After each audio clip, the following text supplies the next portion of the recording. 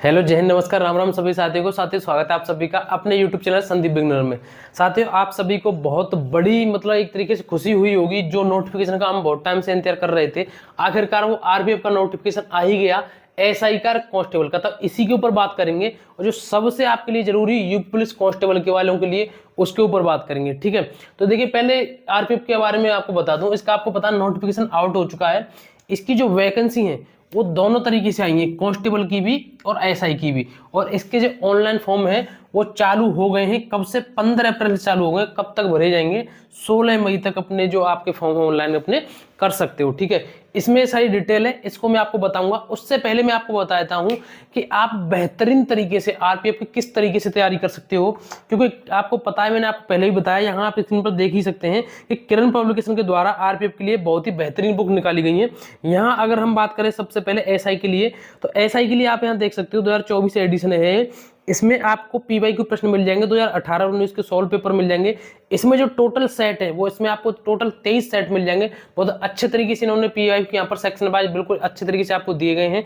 यहीं अगर हम बात करें एसआई के लिए उसके प्रैक्टिस सेट की, तो यहाँ पर आपका एसआई का प्रैक्टिस सेट भी आपको देखने को मिल जाएगा और इसमें आपको 22 सेट मिल जाएंगे। ठीक है, इसमें आपको 22 सेट मिल जाएंगे। ये भी 2024 का एडिशन है और ये प्रैक्टिस सेट बहुत ही अच्छे तरीके से इन्होंने तैयार किया गया है, बहुत ही अच्छी सरलतम भाषा में। और ये हो गया आपका एसआई का। अगर हम यही बात करें कांस्टेबल के लिए, तो इसमें आपको पता है कांस्टेबल में 4208 वैकेंसी है। यहाँ पर अगर हम कांस्टेबल की पीवाईक्यू की बात करें तो इसमें आपको 41 सेट आपको मिल जाएंगे, यानी कि 41 सेट इसमें आपको मिल जाएंगे। और 2019 के सॉल्व पेपर चाहे वो कितनी भी शिफ्ट के हो, फर्स्ट सेकंड थर्ड, वो सभी शिफ्टों के आपको यहाँ पर एक एक बिल्कुल डेट वाइज आपको अच्छे तरीके से यहाँ पर पीवाईक्यू देखने को मिल जाएंगे। और यहीं अगर हम बात करें प्रैक्टिस सेट कांस्टेबल की, तो इसमें भी आपको 22 सेट मिल जाएंगे 2019 के हल प्रश्नों पत्रों से। ठीक है, तो ये जितने भी अगर आप एसआई की फॉर्म भरे तो एसआई की प्रैक्टिस सेट और पीवाईक्यू मिल जाएंगे और कांस्टेबल के मिल जाएंगे। वो बहुत अच्छे तरीके से इन्होंने अच्छे तरीके से बिल्कुल पूरा सॉल्यूशन दिया, बहुत अच्छे तरीके से। इसको आप परचेज कर सकते हैं ऑफलाइन भी ऑनलाइन ही। अगर आपको इसके ऑनलाइन बुक परचेज करनी है तो इसकी जो लिंक है मैंने डिस्क्रिप्शन में दे दी है, वहां से आप इसको ऑनलाइन परचेज कर सकते हैं। तो अब हम बात करें इसके ऊपर, तो देखिए इसमें जो फीस है कांस्टेबल में 500 है, ये जनरल की फीस बता रहा हूं मैं, और ओबीसी और ईडब्ल्यूएस की यहाँ पर 250 फीस है, एससी के लिए, एसटी और एक्स सर्विसमैन के लिए। अब इसमें क्या चक्कर है कि ये जो 500 है ना, इसमें आपको सिर्फ 100 रुपए ही फीस लग रही है। जैसे ही आप एग्जाम में बैठेंगे तुरंत आपके 400 रुपए रिटर्न हो जाएंगे, तुरंत आपके 400 रुपए रिटर्न हो जाएंगे। अगर आप एससी या एसटी से हैं तो आपके 250 के 250 रिटर्न वो आपके बैक हो जाएंगे आपके अकाउंट में। जब आप एग्जाम में बैठ जाएंगे तब आप फेल हो पास हो उससे कोई मतलब नहीं, लेकिन जैसे आप एग्जाम में बैठ जाएंगे तुरंत आपके यहाँ से इनके इस कैटेगरी वाले के 400 रुपए आ जाएंगे और ये पूरे आ जाएंगे। लेकिन जिस अकाउंट से पैसे कटेंगे सिर्फ उसी अकाउंट में पैसे जाएंगे आपके। ठीक है, यही अगर हम बात करें ये एसआई में, इसमें भी ये सेम जनरल ईडब्ल्यूएस ओबीसी ये 500, इसमें 400, सेम इसी तरीके से 250 एससी एसटी और एक्स सर्विसमैन के लिए। ठीक है, अब हम यहाँ बात करते हैं एज की। ठीक है, ये आपकी एज है। देखिए एज 18 से 25 ली जाती है वैसे किसमें, कांस्टेबल में, आरपीएफ में, लेकिन इन्होंने इस बार 25 न दे करके छूट दी है कोविड की वजह से, क्योंकि वैकेंसी आई नहीं थी बीच में। तो 18 से 28 एज है।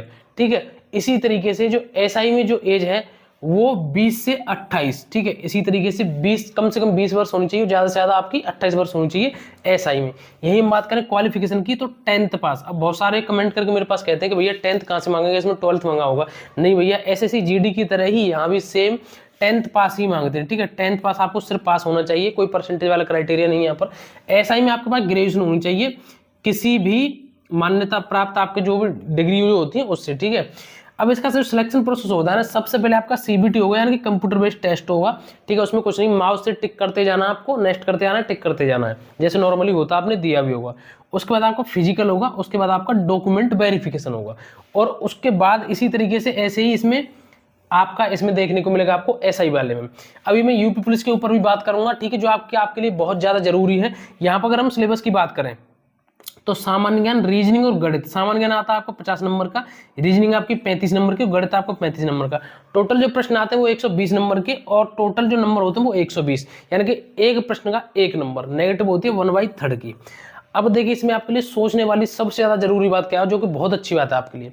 आपको पता है आपके यूपी पुलिस का भी आपका री एग्जाम होना है। ठीक है, आपके यूपी पुलिस का भी आपका री एग्जाम होना है, और उसमें आपके कौन कौन से सब्जेक्ट है, उसमें एक तो ये भी है कि नहीं है, एक ये है और एक ये भी है। अब कौन सी बची आपकी, एक बची आपकी अब हिंदी। देखो यहाँ लिख देता हूँ कौन सी बची, एक बची आपकी अब हिंदी।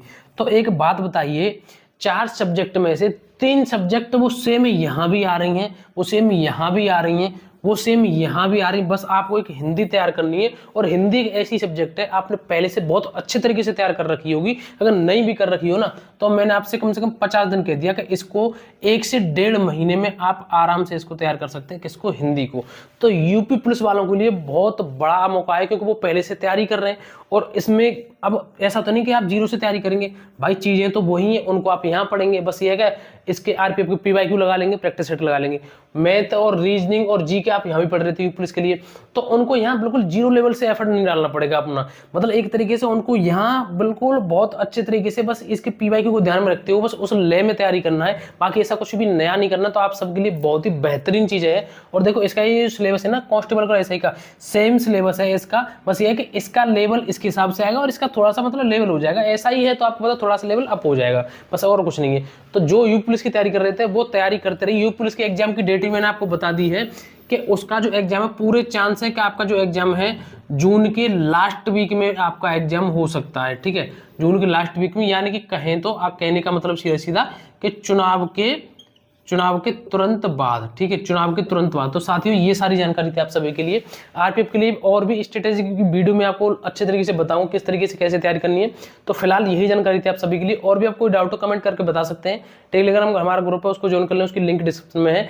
वीडियो को एक बार लाइक करके चैनल को जरूर सब्सक्राइब कर दें। आज के लिए बस इतना ही, हम मिलेंगे अगली नई वीडियो में एक नए टॉपिक के साथ। जय हिंद, नमस्कार, राम राम।